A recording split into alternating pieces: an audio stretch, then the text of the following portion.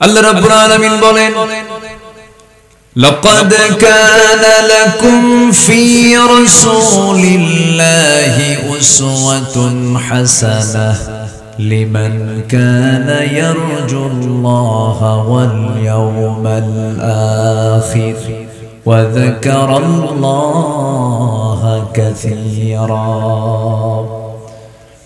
তোমাদের জন্য উত্তম আদর্শের বাস্তব নমুনা কেউ নয়। তোমাদের জন্য উত্তম আদর্শের বাস্তব নমুনা শুধু একমাত্র কেবলমাত্র শুধুমাত্র একজন, তিনি হচ্ছেন মুহাম্মদুর রাসূলুল্লাহ সাল্লাল্লাহু আলাইহি ওয়াসাল্লাম। তাকে ফলো করো, তাকে অনুসরণ করো। আমি আল্লাহ, তুমি আমাকে সরাসরি পাবে না, আমাকে পেতে হলে নবীর ইত্তেবা লাগবে।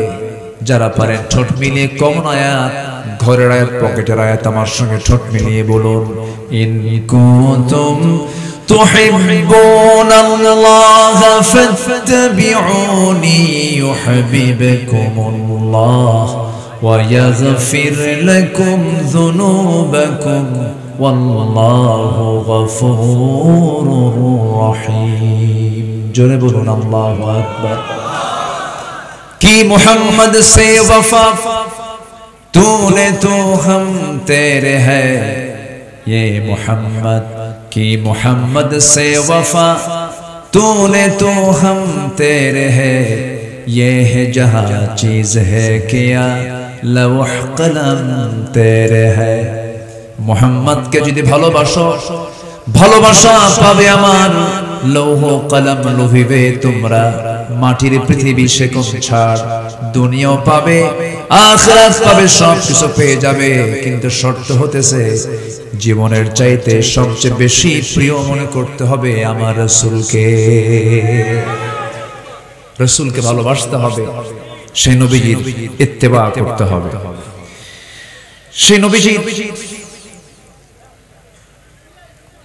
জীবনী থেকে একটি বিষয় আমাকে দেওয়া হয়েছে, সেটা হলো ইসলামী রাষ্ট্র এবং সমাজ গঠনে, ইসলামী সমাজ ও রাষ্ট্র গঠনে, আগে তো সমাজ, ইসলামী সমাজ ও রাষ্ট্র গঠনে রাসূলুল্লাহ সাল্লাল্লাহু আলাইহি ওয়াসাল্লাম এর পথ এবং পদ্ধতি এবং দাওয়াতি কাজে যুবকদের কেমন ভূমিকা, এই বিষয়ে আমাকে কিছু কথা বলতে বলা হয়েছে। একটু সময় লাগবে, কিন্তু উঠতে একটু দেরি হয়েছে। শেষ হতে যদি দেরি হয় কষ্ট হবে না তো? আমাকে সবাই সময় দিতে রাজি আছেন? জোরে বলি ইনশাআল্লাহ। সম্মানিত ভাইয়েরা, রাষ্ট্র যে ইসলাম দিয়ে সাজানো যায় এটা অনেকে মানতেই চায়, আছে কিনা বলে? রাষ্ট্র ইসলাম দিয়ে সাজাতে হবে এটা অনেকে মানতে চায় না।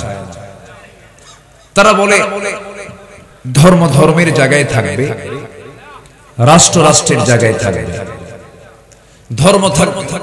ধর্ম থাকবে মসজিদে, ধর্ম থাকবে মাদ্রাসায়, ধর্ম থাকবে নামাজ কালামে, নামাজ রোজায়, হজ, এই সমস্ত কাজে ধর্ম থাকবে। কিন্তু রাষ্ট্রে আবার ধর্ম আসবে কেন? তারা এটা প্রমাণ করতে চান রাষ্ট্র এবং ধর্ম দুটা দু জায়গায় থাকবে। কিন্তু ইসলাম বলে দিচ্ছে ধর্ম দিয়ে রাষ্ট্র চলতে হবে। আসতে বলে, ঠিক কিনা? কি দিয়ে চলতে হবে? ধর্ম ইসলাম দিয়েই রাষ্ট্র চলতে হবে। রাষ্ট্র দিয়ে ধর্ম চলবে না, ইসলাম দিয়ে রাষ্ট্র চলবে। এই কথা বলতে গেলেই তখন আমরা হয়ে যাই ধর্মের নামে রাজনীতি করি। আমাদেরকে বলা হয় রক্ষণশীল, আমাদেরকে বলা হয় মৌলবাদী, আমাদেরকে বলা হয় সন্ত্রাসী, আমাদেরকে বলা হয় রাজাকার, আমাদেরকে বলা হয় মানবতা বিরোধী অপরাধী। বহু গালি আমরা শুনেছি 16 বছর, বহু গালি শুনেছি। কত গালি যে আমাদেরকে দিয়েছে। সম্মানিত বন্ধুগণ,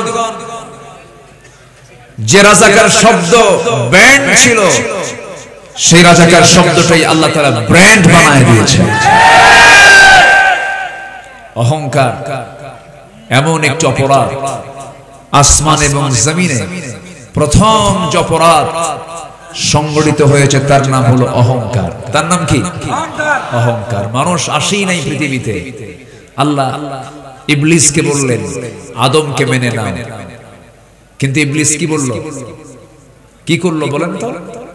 অহংকার করে বসলো। ইবলিস বলল খালাকতানি মিন তিন খালাকতানি মিন নার ওয়া খালাকতাহু মিন তিন আনা খায়রুম মিনহু। তুমি কাকে সিজদা দিতে বলো, কাকে তুমি মেনে নিতে বলো? আমাকে সৃষ্টি করেছো আগুন দিয়ে, তাকে সৃষ্টি করেছো হলো মাটি দিয়ে, আমি তাকে মানব না। এটা কি বিনয় না অহংকার? বিনয় না অহংকার? ইবলিস বিতাড়িত মারি দুধ হয়ে গেল। সম্মানিত ভাইয়েরা, এই অহংকার যখন কোন বান্দার মধ্যে ঢুকে যায়, তার পতন ত্বরান্বিত করে দেন তিনি আমার কে। যখনই বলেছিল রাজাকারের সন্তানরা চাকরি পাবে, রাজাকারের নাতিপুতিরা চাকরি পাবে, এই জাতীয় কথা হলো অহংকারের কথা। মাটির সঙ্গে আল্লাহ তাআলা মিশিয়ে দিয়েছেন।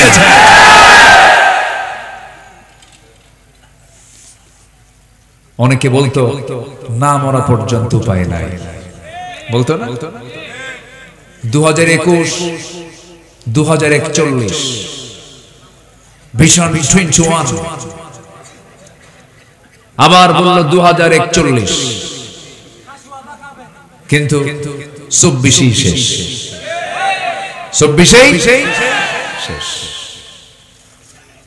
আমি ভেবেছিলাম যুবকরা মনে হয় ডিভাইসে আসক্ত হয়ে পড়েছে, মাদকাসক্ত হয়ে পড়েছে, গেমস আসক্ত হয়ে পড়েছে, নোংরামিতে জড়িয়ে গেছে, মনে হয় যুব সমাজ শেষই হয়ে গেছে।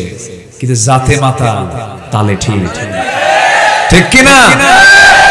কি দেখায় দিল, কি আন্দোলন করলো, এই সাহস যুবকদের ভিতরে তৈরি করে দিয়েছেন তিনি আমার কে।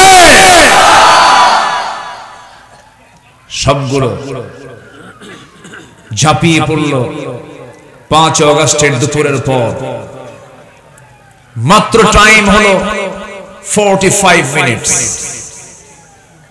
45 মিনিট সময়। কি দাপট, কি পাওয়ার, কি ক্ষমতা, সব কিছুকে মাটির সঙ্গে মিশিয়ে দিয়েছেন তিনি আমার কে। মূলত এই বিজয়টা কে দিয়েছেন বলেন তো? যুবকদের মনে সাহস দিয়েছেন কে? যদি পালাতো, যুবকরা যদি পিছপা হতো, আজকে মাহফিল হতো? আল্লাহ রাব্বুল আলামিন বলেন ইল্লা তানফিরু يعذبكم عذابا أليما ويستبدل قوما غيركم ولا تضروه شيئا। তোমরা যদি পালাতে আমি তোমাদের বিকল্প এমন একটা জাতি চাপিয়ে দিতাম যাদের তোমরা কিছুই করতে পারতে না। আজকে সাহস যোগী আমার সন্তান, আপনার সন্তানরা চাপিয়ে পড়েছিল, সেই যুবকদের সাহায্য করেছেন তিনি আমার কে? আল্লাহ তাআলা। একটা পরিবেশ যখন পেয়েছি আমরা, 53 বছরে এই পরিবেশ আমরা পাইনি। 1971 সাল, আজকে 2024 সাল, এই 53 বছর আমরা এই অনুকূল পরিবেশ পাইনি। চট্টগ্রামের মাহফিলে 144 দ্বারা বহুবার জারি হয়েছে।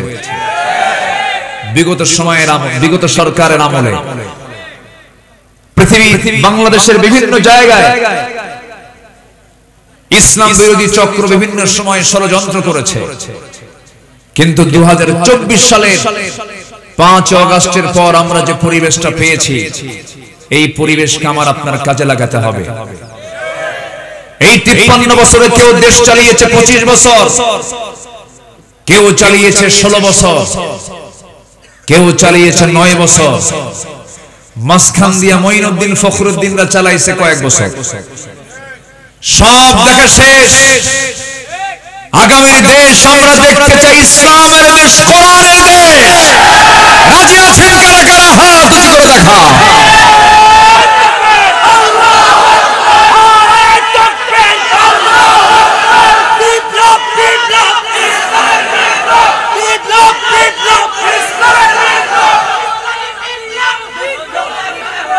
আল্লাহ কবুল করুন, জোরে বলি আমিন, আরো জোরে আমিন। সম্মানিত ভাইয়েরা, কম ষড়যন্ত্র করেনি, কম মিথ্যাচার করেনি। আল্লামা সাঈদীর মতো মানুষের নামে মামলা দিয়েছে ধর্ষণে। সাবেক শিক্ষা প্রতিমন্ত্রী এহসানুল হক মিলনের নামে মামলা দিয়েছিল ভ্যানিটি ব্যাগ চুরির মামলা। শেখুল হাদিস আল্লামা আজিজুল হক রাহিমাহুল্লাহ, তাকে 1996-2000 সাল, এই 5 বছর যখন এরা ক্ষমতায় ছিল, এই সমস্ত ব্যক্তিদেরকে গ্রেফতার করে জেলখানায় উজুর পানি পর্যন্ত দেওয়া হয়নি, জায়নামাজ দেওয়া হয়নি, দাড়ি টেনে ছিঁড়া হয়েছে। তার সন্তান আল্লামা মামুনুল হককে জেলখানায় ঢুকিয়ে রেখে অমানবিক নির্যাতন নিপীড়ন করা হয়েছে। বিগত 16 বছর জেলখানায় সাধারণ মানুষ বেশি ছিল না আলেম ওলামা বেশি ছিল? আমি আব্দুল্লাহ আমিন, প্রথম আমার বিরুদ্ধে মামলা হয় 1999 সালে।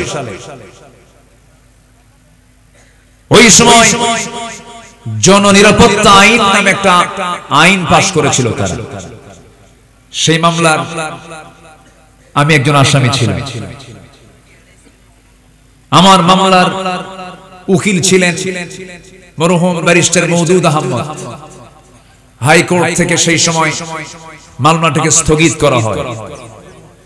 আবার ওই গভর্নমেন্ট যখন আবার 2008 সালে আসলো, আসার পর আরো কিছু মামলা আমার নামে যোগ হলো। 2014 সালে কোন এক মাহফিলে আমাকে লক্ষ্য করে গুলি পর্যন্ত করা হয়েছে, মঞ্চে আগুন ধরিয়ে দেওয়া হয়েছে, কোরআনে আগুন দেওয়া হয়েছে, অসংখ্য কোরআন প্রেমী ভাইদের প্রতি লাঠি চার্জ করা হয়েছে। মাহফিল ছিন্ন বিচ্ছিন্ন হয়ে গেল। মাহফিল তারা সব মাহফিলের সমস্ত কার্যক্রম বন্ধ করে দিয়া 3 দিন পরে শুনি তারা একটা মামলা করেছে। সেই মামলার আমি হলাম 1 নম্বর আসামি। 2018 সাল প্রহসনের নির্বাচনের আগ দিয়ে হঠাৎ করে আমার বাড়ি ঘেরাও দিয়ে সাদা পোশাকধারী লম্পট বদমাইশ কিছু আমাকে গ্রেফতার করে নিয়ে চলে গেল। থানায় গিয়ে বসলাম, মামলা কি জানি না।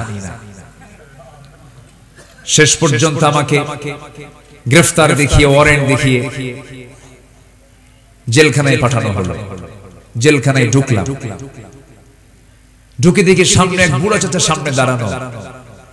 আমার দেখে লম্বা একখান সালাম দিল, দিয়া বলে, হুজুর আপনি জেলখানায় ঢুকলেন, খুব খুশি হয়েছি। বললাম, ঢুকলাম জেলখানায়, খুশি করে হলেন আপনি, এটা কেমন কথা? হুজুর ওয়াজ শুনি অনেক দূর থেকে, মুসাফা করতে পারি না, সাক্ষাৎ করতে পারি না, এত সুন্দর এত কাছে আসবেন, এর চাইতে বড় আনন্দ আর কিছু আছে না। উনি ওনার দিকটা দেখে খুব খুশি হয়েছে। বললাম, চাচা আপনি জেলখানায় কেন? বাবা আমার বয়স 85 বছর,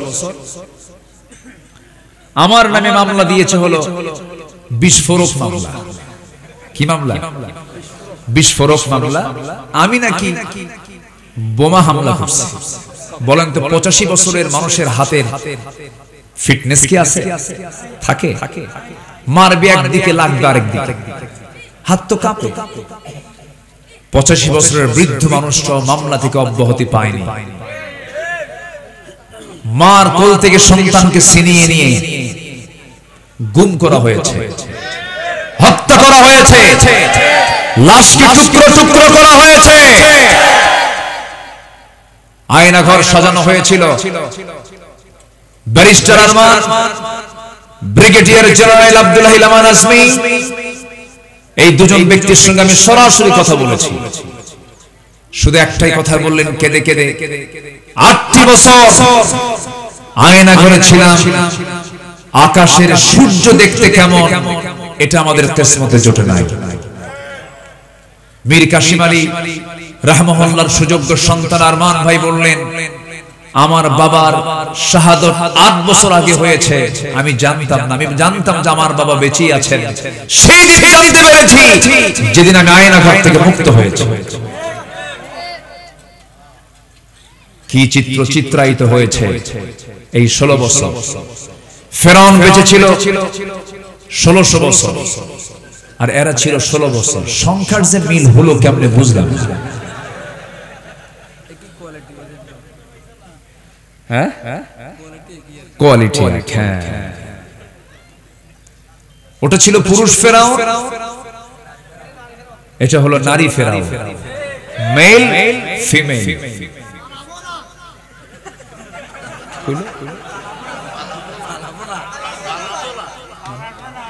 ও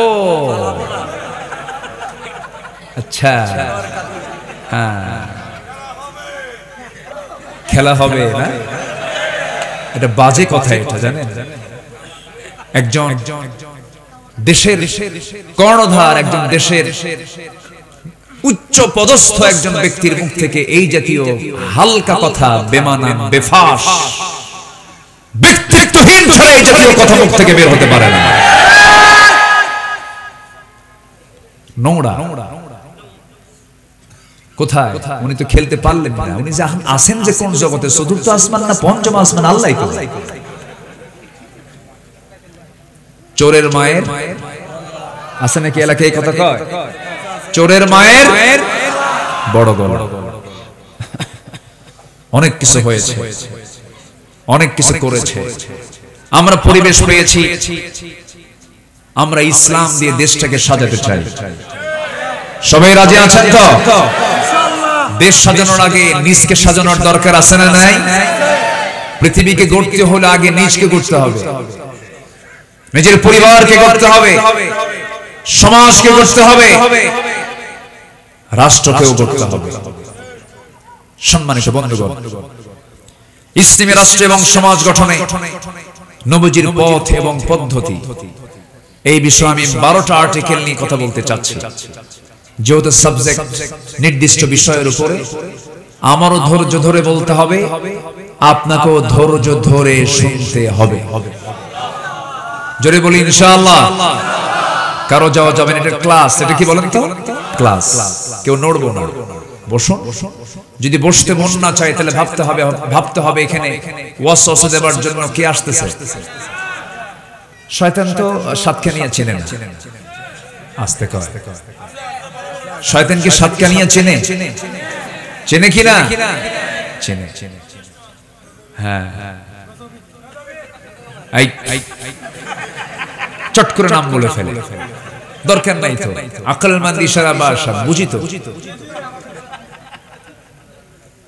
লোহাগাড়া মাহফিল আমার গত 5 বছর আগের কথা বলছি। মাহফিল শুরু করছি, দেখি যে পুলিশ চলে আসছে। কমিটি বলতেছে, হুজুর আমরা নাই, আপনিও চলে যান।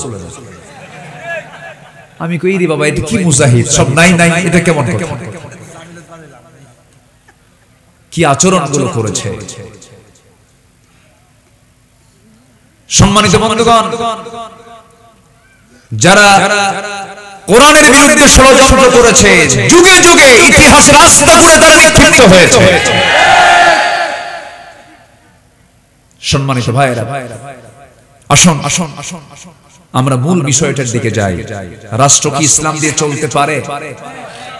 আসতে পারে, চলতে পারে। কি বিফল ভাবে না সফল ভাবে? বিফল ভাবে না সফল ভাবে? ইসলাম কার? আসতে বলবেন না, ইসলামটা কার? ইসলাম কে দিয়েছেন? আল্লাহ দিয়েছেন। আল্লাহ রাব্বুল আলামিন বলেন ইন্নাদ-দীনা ইনদাল্লাহিল ইসলাম, আমার আল্লাহর কাছে মনোনীত দিন, মনোনীত জীবন বিধান দুইটা নয়, তিনটা নয়, চারটা নয়, মাত্র একটা, তার নাম হলো ইসলাম। ইসলাম কার? আল্লাহ।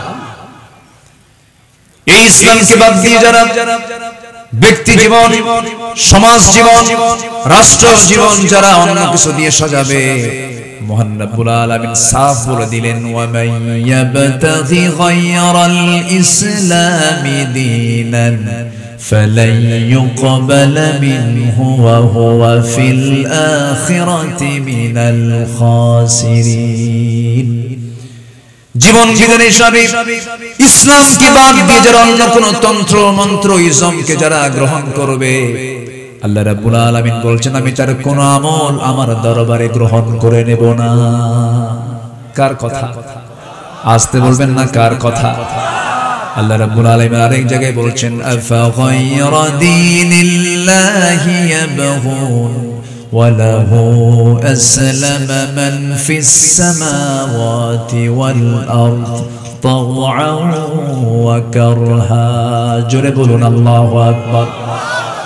মানুষ কেমন করে বেহায়ার মতো, নির্লজ্জের মতো ইসলাম থেকে বাদ দিয়ে অন্য কোন দলকে গ্রহণ করে, অথচ আসমান জমিনে যা কিছু আছে সব ইচ্ছাই হোক অনিচ্ছাই হোক আত্মসমর্পণ করছে কার কাছে?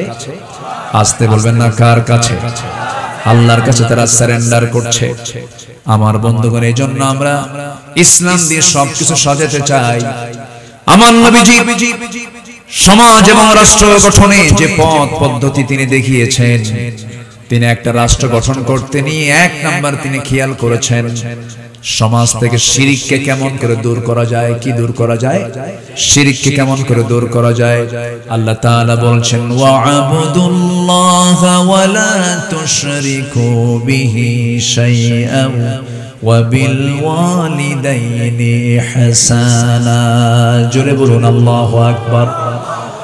সূরা নিসা আয়াত নাম্বার 36 আল্লাহ রাব্বুল আলামিন বলছেন তোমরা আল্লাহর ইবাদত করো এবং আল্লাহর সঙ্গে শরীক স্থাপন করো না। কারণ একটা রাষ্ট্র গঠনে সবচেয়ে গুরুত্বপূর্ণ দিক হলো সমাজ থেকে সমস্ত শিরিক দূর করতে হবে। রাষ্ট্রের মধ্যে শিরিক রাখা যাবে না। আমার নবী যে যুগে এসেছিলেন সেই যুগে শিরিক ছিল কি ছিল না? আস্তে কয়, শিরিক ছিল কি ছিল না? ছিল। এমনকি কাবার ভিতরে পর্যন্ত 360টা মূর্তি তারা সাজিয়ে রেখেছিল, লাত মানাত উজ্জা সহ হবল সহ। আল্লাহর ঘর কাবার মধ্যে তারা এগুলোকে সাজিয়ে রেখেছিল, ভাগ্যের প্রতীক মনে করত। ওই আরবের পত্তলিকরা আরবের এই কুরাইশরা এই সমস্ত শিরকের কাজে তারা নিজেকে মত্ত রেখেছিল। আমার নবী যে যুগে জন্ম নিয়েছেন সেই যুগে এই অবস্থা ছিল। চারিত্রিক এত নিম্নমান ছিল যে নারীর কোনো মূল্যায়ন ছিল না, নারী জাতির কোনো দাম ছিল না। সুদ ছিল সমাজে অ্যাভেলেবল, তারা পানির চাইতে মদ্যপানটা বেশি করত। সেই মদ, সেই সুদ এবং সেই জেনা আমার দেশে বুঝি নাই। আসতে বলে, আসতে বলে, আছে না নাই? সবই আছে। ওই যুগে যা ছিল আমার আপনার দেশে এই যুগে এসে তাই আমরা দেখতে পাচ্ছি। War women and wine, 3W নিয়ে আইয়ামে জাহেলিয়াতের যুগের লোকেরা ব্যস্ত ছিল। 3W, war women and wine, যুদ্ধ, নারী এবং মদ। এই তিনটা ছিল তাদের নিত্য নৈমিত্তিক কাজের অংশ। ঠিক তেমনি আজ দুনিয়া জুড়ে এই তিনটি অপকর্ম সবচেয়ে কম না সবচেয়ে বেশি? সবচেয়ে কম না সবচেয়ে বেশি? বেশি। বিজ্ঞানের চরম উৎকর্ষ সাধন হয়েছে, মানুষ অনেক প্রযুক্তিকে ব্যবহার করছে, কিন্তু চারিত্রিক মান ঊর্ধ্বমুখী না নিম্নমুখী? নিম্নমুখী। মানুষ পশুর চেয়েও নিকৃষ্ট রূপ নিয়েছে। যা পশুর মধ্যে নাই, যা তা আজকে মানুষের মধ্যে দেখা যাচ্ছে। সম্মানিত ভাইয়েরা, আমার নবীজি যে যুগে জন্ম নিয়েছিলেন সেই যুগটা ছিল চরম নোংরা।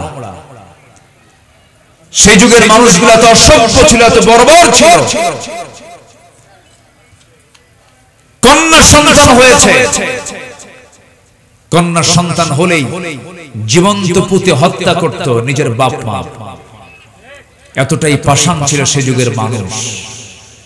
সেই যুগের মানুষগুলোকে আমার রাসূল কোন জাদু মন্ত্র দিয়া, দুনিয়ার কোন তন্ত্র মন্ত্র দিয়ে দুনিয়ার শ্রেষ্ঠ মানুষে রূপ দেননি।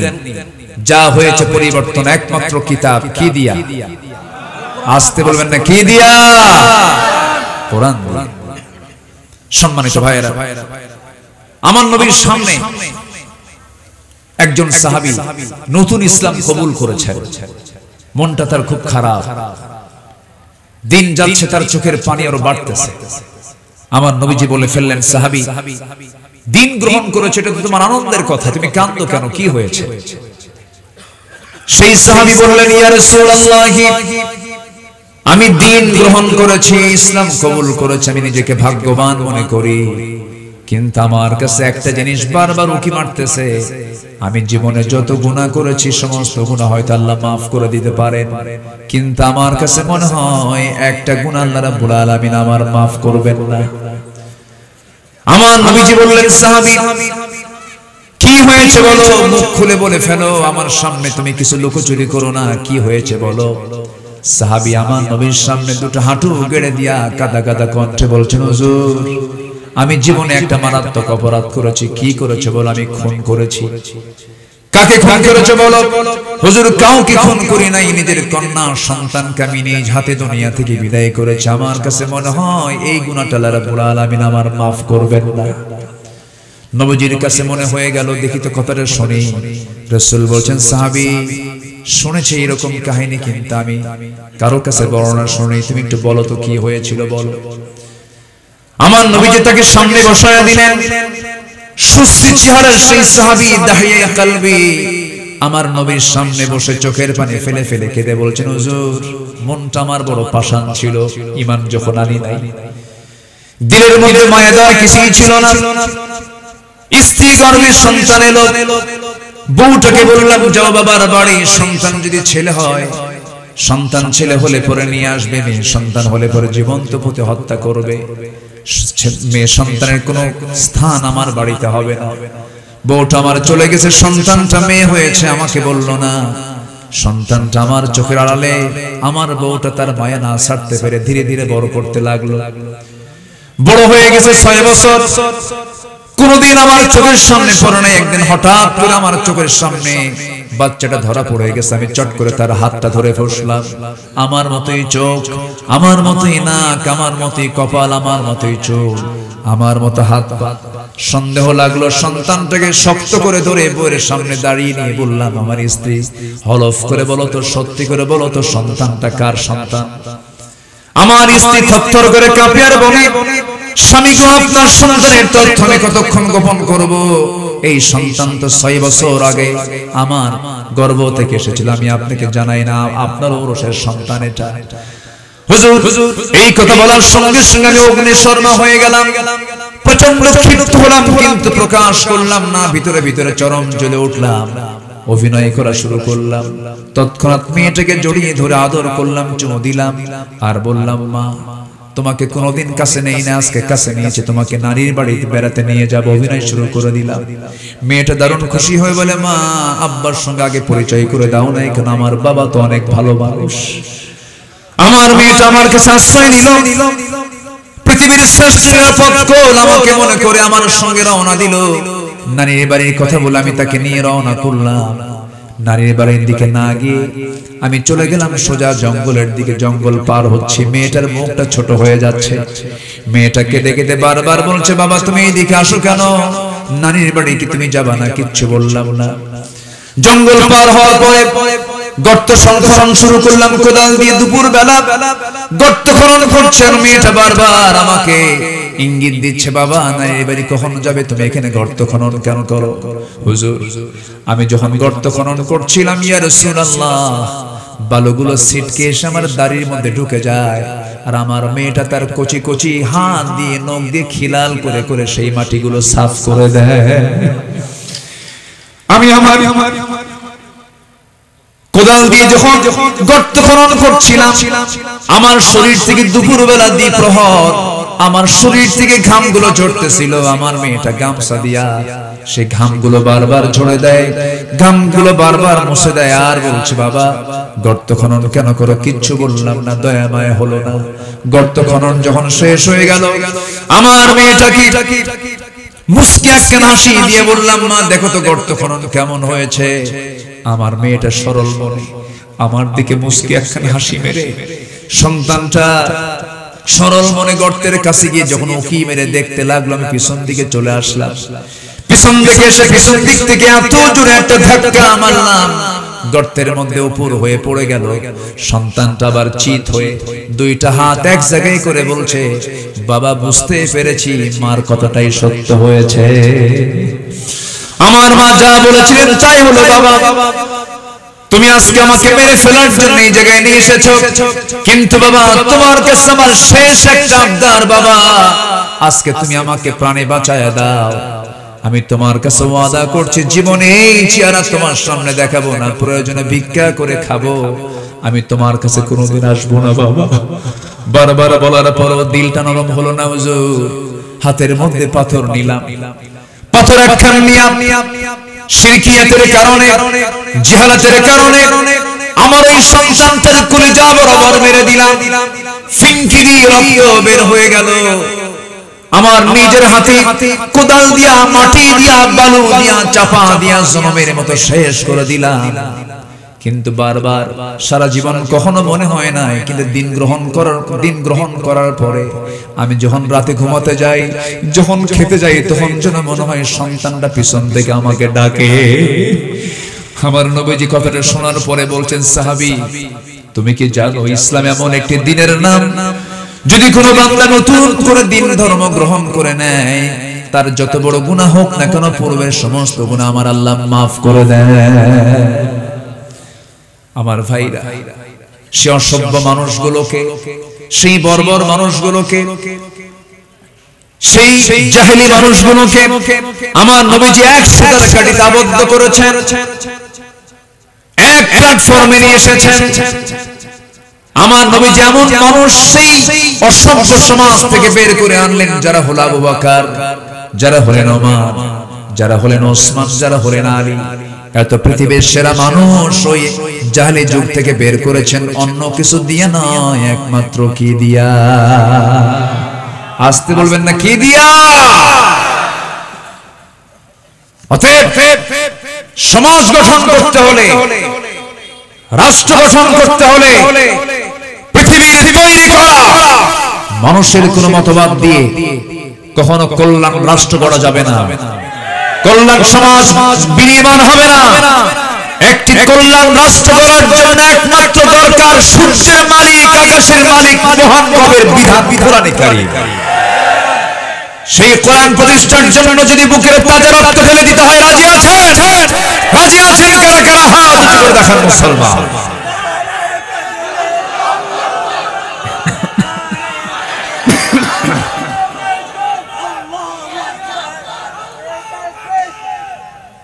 আল্লাহ কবুল করুন, জোরে বলি আমিন, আরো জোরে আমিন। সম্মানিত ভাইয়েরা, সমাজ এবং রাষ্ট্র গঠনে আমার নবীজির পথ এবং পদ্ধতির এক নম্বর দিক হলো সমাজ থেকে শিরক দূর করে তাওহীদকে প্রতিষ্ঠা করা। আমার নবীজি সকল প্রকার শিরক তিনি দূর করতে অক্ষম হয়েছিলেন না, সক্ষম হয়েছিলেন, কিন্তু মক্কায় তিনি পারেন না। মক্কায় পেরেছিলেন? মক্কায় তিনি মার দিয়েছেন না মার খেয়েছেন? আমি কি আলোচনা শেষ করে দেব? তো এই যে একজন দুজন করে ওঠে,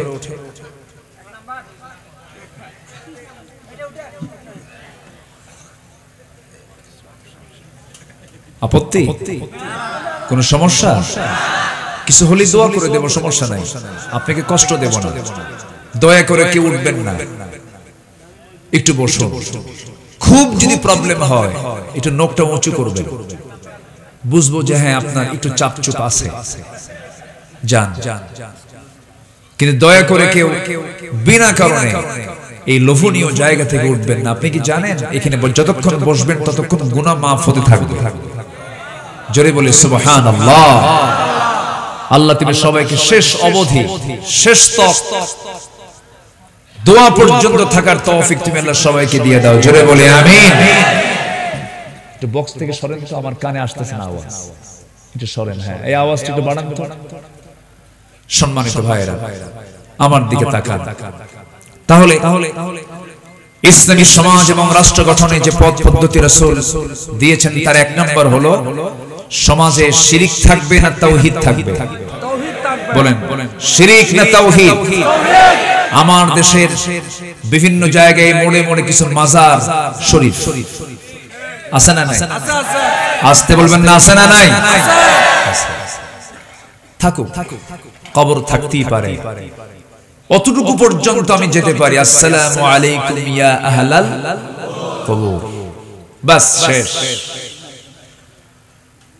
কিন্তু আমার দেশে বিশেষ লোক মারা গেলে তখন তার নাম কি হয়ে যায়? কবর না মাজার? বলেন, কবর না মাজার? মাজার।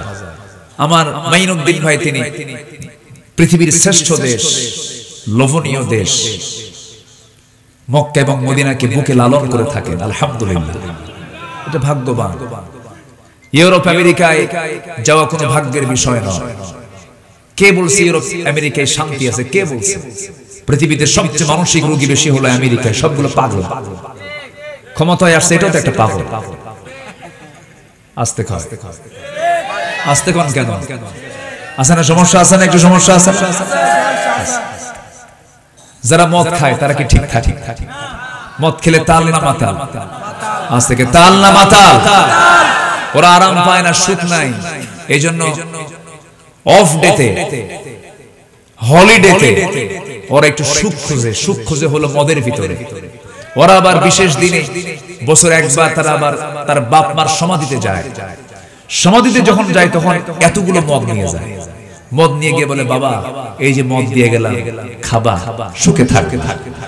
কথা বুঝলেন? তোদের সুখ হলো কিসের ভিতরে?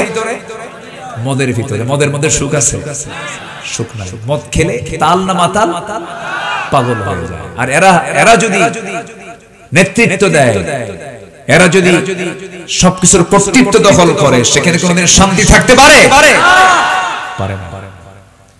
মাইনুদ্দিন ভাই যে দেশে থাকেন, মক্কা এবং মদিনাকে নিয়ে থাকেন, আলহামদুলিল্লাহ। আচ্ছা, আমার নবীর মাকবারা যেখানে তিনি শুয়ে আছেন, এটাকে আরবিতে বলা হয় মাকবারাতুন নবী সাল্লাল্লাহু আলাইহি ওয়াসাল্লাম। নবীর কবর মাজার হয় না। আর আমার দেশের বিশেষ লোকের কবর কি হয়? মাজার। শুধু না, মাজার শরীফ। মাজার শরীফ। সামনে গেলে জুতা পায়ে যাওয়া যাবে না, খালি পায়ে যেতে হবে। ঢুকলে বের হওয়ার সময় পিঠ দেখানো যাবে না। পৃষ্ঠপ্রদর্শন করিলেই ক্ষতি হইবে। কি আছে না নাই বলেন? আমি খুলনার খান জাহান আলী রাহিমাহুল্লাহর কবর সামনে পেলাম, ভাবলাম একটু জিয়ারা করি। সামনে পাইছি, ভিতরে ঢুকবো, এক সন্ত্রাস গরুর মতো চোখ বানাইছে। আমি জুতা নিয়ে ঢুকতেছি, আমাকে বলে, আপনি কি পবিত্রতা বোঝেন না? আপনি মাজার শরীফে জুতা হাতে নিয়ে ঢোকেন? বললাম, নবীর কবরে ঢুকলাম জুতা হাতে নিয়ে, নবীর মাকবারা জিয়ারা করলাম, সাথে জুতা হাতে ছিল, সেখানে কোনো সমস্যা নাই। তুমি কে? আমার দিকে দেখি এরকম চোখ গরম করে আছে। তো বলতে, জুতা এখানে থুয়ে যান। বললাম, জুতা যদি চুরি হয় দোষ নাই, তুই তো চোর, জুতা চোর।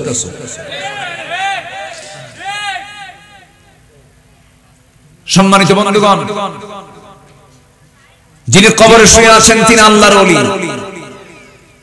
কিন্তু ওই কবরকে কেন্দ্র করে যে সেজদা দেওয়া হয়, যে শিরকের আখড়া বানানো হয়েছে, যদি খানজাহান আলী, যদি শাহজালাল ইয়ামানি যদি বেঁচে থাকতেন এই মাজার সন্ত্রাস রাখা যাবে, আস্তে রাখা যাবে। মাজারে কোনো মান্নত করা জায়েজ নাই। গরু ছাগলকে পাঠাবেন না। যারা গরু পাঠায় তারা আরেক বলদ, যারা ছাগল পাঠায় তারা আরেক রাম ছাগল। বেহুশ এগুলো, কোন এলেম কালাম নাই। আমার বন্ধুগণ, এইরকম করে বহু শিরকের কাজ আমার দেশে আছে। জীবিত পেশাবকে পর্যন্ত সেজদা দিয়ে দেয়। বাবার কাছে গিয়ে বলে, বাবা সমস্যায় পড়ছে। কি হয়েছে বাবা? অসুখ সারে না আমার। ওইদিকে পেশাবের নিজেরই ডায়াবেটিস, ইনসুলিন নাই। কি নাই? ইনসুলিন নাই। বাবা তুমি আমার একটু নজর দাও আমার দিকে। তুমি আমার দিকে নজর দিলে আমি সুস্থ হয়ে যাব। সুস্থ হওয়ার জন্য বাবার নজর দরকার না, আল্লাহর নজর দরকার। আসতে বলবো না, কার নজর দরকার? আমরা সৃষ্টির কাছে চাবো না স্রষ্টার কাছে চাবো। অন্য ধর্মের মানুষ, ধরুন আমার পার্শ্ববর্তী দেশের মানুষ, তারা সূর্যের কাছে চায়, চন্দ্রের কাছে চায়, গাছের কাছে চায়, তুলসী গাছের কাছে চায়। তাহলে ওরা সৃষ্টির পূজা করে। আর আমার দেশের মুসলিম নামধারী কিছু মানুষ আছে, তারা পীর সাহেবের কাছে চায়। ওদের চাওয়া আর এই লোক অজ্ঞ লোকের চাওয়ার মধ্যে কোনো বিন্দু পরিমাণ তফাৎ নাই। চাইবো আমরা কার কাছে বলেন? যদি চাইতে হয় তোমরা আল্লাহর কাছে চাও। তোমার জুতার ফিতা ছিঁড়ে গেছে, ইন্না লিল্লাহ বলে আগে জুতার ফিতা ঠিক করার জন্য আল্লাহকে বলো। ছোট বিষয় হোক বড় বিষয় হোক, যখন বান্দা আল্লাহর কাছে বারবার চায়, পৃথিবীর কোন মানুষের কাছে মানুষ চাইলে পরে বিরক্ত হয়, কিন্তু বান্দা যখন আল্লাহর কাছে বারবার চায়, আমার আল্লাহর বৈশিষ্ট্য, আল্লাহ বেশি খুশি হয়ে যান ওই বান্দার উপরে। আমরা আল্লাহর কাছে যখন চাবো লজ্জা নিয়ে না, বেহায়া হয়ে। ভালো করে বলে, আল্লাহর কাছে যখন চাবো আমরা লজ্জা নিয়ে না, বেহায়ের মতো। বেহায়ের মতো চাইতে হবে। লজ্জা নিয়ে একবার চাবেন, আর তো চাবেন না। কিন্তু আল্লাহর কাছে আমরা চাইবো বেহায়ের মতো, বারবার চাইবো আল্লাহ দাও, আল্লাহ দাও, আল্লাহ দাও। সেজদার মধ্যে বলবো, রুকুর মধ্যে বলবো, নামাজের মধ্যে বলবো। সেজদার মধ্যে বান্দা যত লম্বা সেজদা দেবে, যা চাবে বারবার চাবে। আল্লাহ বলেন, বান্দারে সমস্ত শ্রেষ্ঠ চাওয়া হলো সেজদার ভিতরে আমার কাছে চাবি, আমি তোর সমস্ত চাওয়াকে কবুল করে দেব। উদউনি আস্তাজিব লাকুম, আমাকে তুমি ডাকো। কিন্তু খবরদার, ওয়াবুদুল্লাহ ওয়ালা তুশরিকু বিহি শাইআন, আমার গোলামি করতে নিয়ে শিরকের কাছে যাবে না। শিরকের গুনাহ এমন একটা গুনাহ, যে গুনাহ আল্লাহ রাব্বুল আলামিন কখনো maaf করবেন না। ওমাই ইউশরিক বিল্লাহ ফাকাদ হারামাল্লাহু আলাইহিল জান্নাহ, যে বান্দা শিরক করবে সেই বান্দার জন্য জান্নাতটা বাজেয়াপ্ত হারাম হয়ে যাবে। শিরকের ধারে বসা যাওয়া যাবে না। এই এলাকায় এগুলো প্রচলন আছে কিনা জানি না। সকালবেলা বাকি দেওয়া যাবে না, শনিবারে বাঁশ কাটা যাবে না, মঙ্গলবারে বিয়ে হওয়া যাবে না, বৃষ্টির দিনে বিয়ে হলে পরে সারা জীবন তার চোখের পানি ফুরাবে না। এগুলো আছে না? আছে, কিছু কিছু আছে। এগুলো হচ্ছে দাদির কথা। কার কথা? দাদি, হাদিস না, এগুলো কার কথা? দাদির কথা। আপনার কপালে টিপ লাগাইছে কিনা ছোট্টবেলায় জানি না, আমার মনে আছে। আমারটা তো মনে নাই। আমার ইমিডিয়েট যারা বোন আছে, ভাই আছে, আমি এদেরকে দেখেছি। আমার মা পর্যন্ত এই ভুলগুলো করেছেন। হয়তো দাদি বলে দিছে বদনজর থেকে বাঁচানোর জন্য কপালের কোনায় টিপ লাগায়। কি আছে না? আছে না? এখনো লাগায় না? এখনো লাগায় দেয়। যদি আপনি বলেন টিপটা লাগাইছো কেন, বলে ফেলে বদনজর থেকে বাঁচার জন্য। কোন হাদিস এটা? সম্পূর্ণ শিরকের কাজ এটা। এই জাতীয় বিশ্বাস কখনো লালন করা যাবে না। দেখেছেন কিনা আপনারা, বড় বড় ট্রাক আছে, ট্রাকের পিছনে কিছু কিছু ট্রাকের পিছনে ছেঁড়া জুতা ঝুলানো থাকে। দেখছেন নাকি আপনারা? কিছুটা ছেঁড়া জুতা লাগানো থাকে। এই সেরা জুতা লাগানো হয়, ওরা ভাবে এই সেরা জুতা বদনজর থেকে বাঁচানোর জন্য। এই বিশ্বাস যার মধ্যে চলে আসবে তার মধ্যে শিরিক আছে না নাই? বদনজর থেকে বাঁচার জন্য চাইবো আমরা কার কাছে? আল্লাহর কাছে। এরকম চিন্তাগত, কর্মগত, সামাজিক কিছু কুসংস্কারের মধ্যে শিরকের কাজ আছে। আল্লাহ ছাড়া কারো কাছে চাওয়া শিরকের কাজ। আবার ব্যক্তি হতাশ যখন হয়ে যায়, আমি কি করে খাবো, কি করব, আমি এটাও শিরক। এটা কি শিরক? হতাশ হয়ে যাওয়া। ইমানদার কখনো হতাশ হবে না। রিজিকের বিষয়ে বান্দা কখনো হতাশ হবে না, কখনো টেনশন করবে না। কারণ আল্লাহ রাব্বুল আলামিন একমাত্র মানুষ ছাড়া পৃথিবীর কোন প্রাণীর জন্য খাদ্য গোদামের ব্যবস্থা করেন নাই। পৃথিবীর কোন প্রাণী না খেয়ে মারা যায় না, কিন্তু একমাত্র মানুষ না খেয়ে মারা যায় আল্লাহর দোষে না বান্দার দোষে? না খেয়ে মারা যাচ্ছে, এখনো আধুনিক দুনিয়াতে মারা যাচ্ছে। সিরিয়ায় মারা যাচ্ছে, ফিলিস্তিনে মারা যাচ্ছে। ফিলিস্তিনের ছোট্ট ছোট্ট বাচ্চাগুলো কঙ্কাল সার হয়ে গেছে।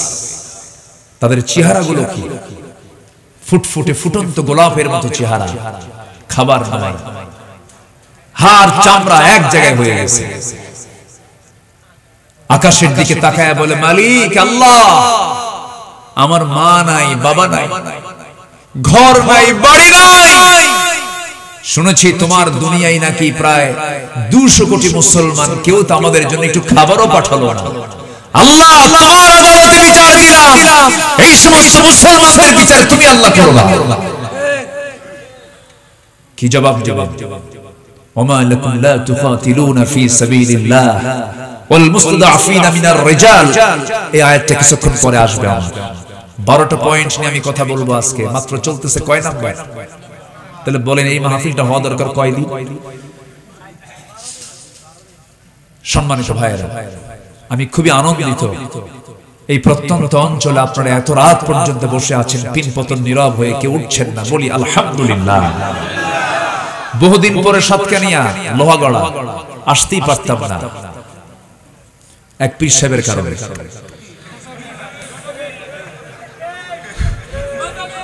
সম্মানিত ভাইয়েরা, সম্মানিত বন্ধুগণ, ধরে ধরে ধরে না, ধরলে আল্লাহ ছাড়ে না। এক বেয়াদব 2 বছর আগে আমাদের নামে তালিকা করেছিল 116 জন আলেমের নাম। জানেন না আপনারা? 116 জন আলেমের নামের তালিকা করেছিল। আরে কালা মানিক কোন, খালি মানিক কোন? কালা তো আল্লাহই বানাইছে, আমরাও তো কালা, ঠিক আছে? কালা তো আল্লাহ, আল্লাহ বানায় দিয়েছে কালো, ধলা, লম্বা, খাটো। আপনার বউটা যদি কালো হয়, আপনি কি কালা কবে? সংসার হবে? সংসার হবে? হবে না। আপনার বউটা যদি কালো হয়, আপনি বলতে পারবেন না, তো বললে তো সংসার হবে না। আপনাকে বলতে হবে, তুমি আমার চোখে পূর্ণিমা রাতের চাঁদের চকচক চকচক। বউকে যত প্রশংসা করবেন, বউ তত খুশি হবে। আল্লাহ তাআলা এজন্য মেয়েদের বুদ্ধিটাকে পুরুষের অর্ধেক করেছেন। পুরুষের প্রশংসা পুরুষ করলে পরে মাইন্ড করে, তুই আমার প্রশংসা, লক্ষণ তোর খারাপ। কিন্তু যত বড় জ্ঞানী নারী হোক না কেন, যদি প্রশংসা করেন, দারুণ খুশি, যাক ভালো। মেয়েরা প্রশংসায় বেজার না খুশি হয়? খুশি হয়। তার মধ্যে যদি স্বামী যদি প্রশংসা করে, তাহলে তো কথাই নেই, প্রচন্ড খুশি হয়ে যায়। আল্লাহ তাআলা মেয়েদেরকে এমন তবিয়ত দিয়ে সৃষ্টি করেছেন। কিন্তু কিছু কিছু পুরুষ আছে আবার নিজের বইয়ের দিকে নজর দেয় না, খালি অন্যর বইয়ের দিকে নজর দেয়। আস্তে কয়, এই আছে না নাই? পরকীয়ার পরিমাণ পূর্বের সকল রেকর্ড এখন কি রেখেছে না ভেঙেছে? ভেঙেছে। পরকীয়ার পরিমাণটা বেড়েছে। এটার জন্য সবচেয়ে বড় নিয়ামত হলো মোবাইল। দেখছেন? ঠিক। এই প্রযুক্তির কারণে, ডিভাইসের কারণে বহু সংসার ভেঙে যাচ্ছে, পরকীয়ার পরিমাণ বেড়েছে। অন্য নারীর দিকে তাকালে নিজের বউ কখনো হাজারো সুন্দরী হোক ভালো লাগবে না। নিজের বউকে পৃথিবীর সেরা রাজরানী হিসেবে দেখতে চাইলে পৃথিবীর কোন নারীর দিকে তাকানো যাবে না। নতুন বিয়ে করছে, বউটা একটু কালো হয়েছে, কালো হওয়ার কারণে একটু মন খারাপ, 3 দিন কিছু বলে নাই, চতুর্থ দিনের মাথায় কাঁদে।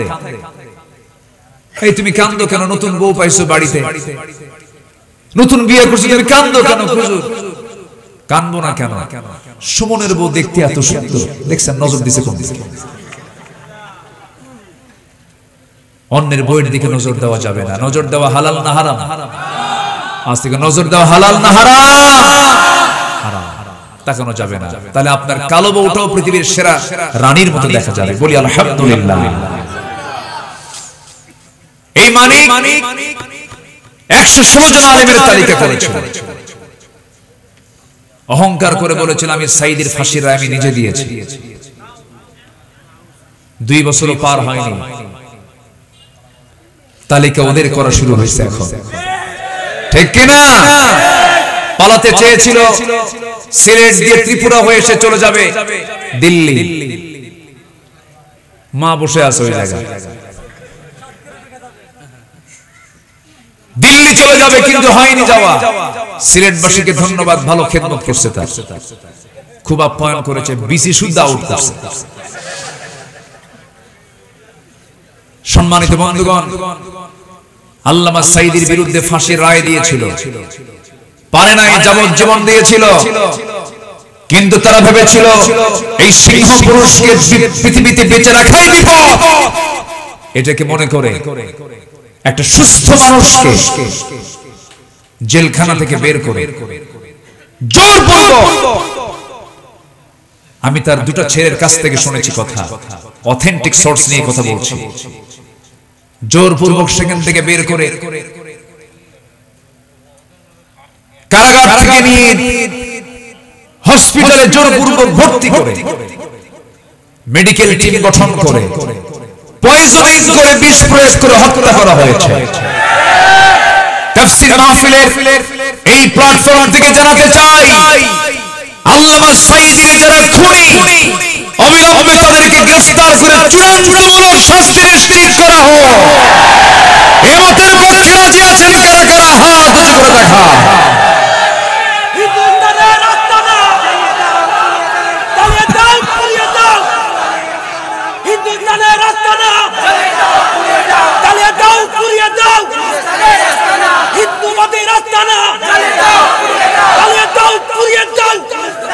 আল্লাহ কবুল করুন, জোরে বলে আমিন। সম্মানিত ভাইয়েরা, সম্মানিত বন্ধুগণ,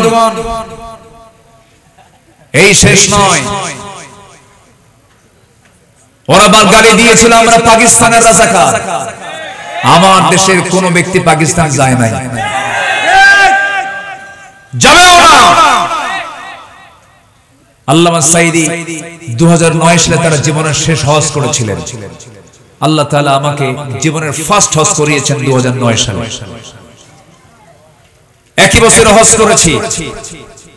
হুজুরকে প্রশ্ন করা হলো, হুজুর ট্রাইব্যুনাল গঠন হয়েছে, আপনি দেশে যাবেন না, আপনাকে গ্রেফতার করবে, আপনাকে জেল ঢুকাবে, মামলা দেবে।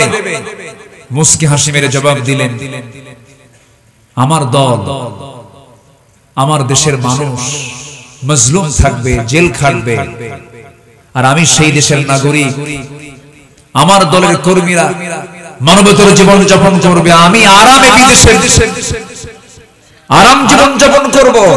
এই শিক্ষা আমার রাসূল দেননি। আমি বুক উঁচু করে আমি আমার দেশের মাটিতে ফিরে যাব। উনি ফিরেছেন, জেল খেটেছেন, 13 বছর মানবতার জীবন যাপন করেছেন। যারা জেলের মধ্যে গিয়েছেন, সেলটা কত নির্মম জায়গা, জেলটা কত, সেলটা কত কঠিন জায়গা, রিমান্ড গুলো কত ভয়ঙ্কর, সবগুলো তাকে ওভারকাম করতে হয়েছে, অতিক্রম করতে হয়েছে। সম্মানিত ভাইয়েরা, আলেমরা পালায় না, হাসিনা পালায়, ঠিক কিনা? পালায় নাই?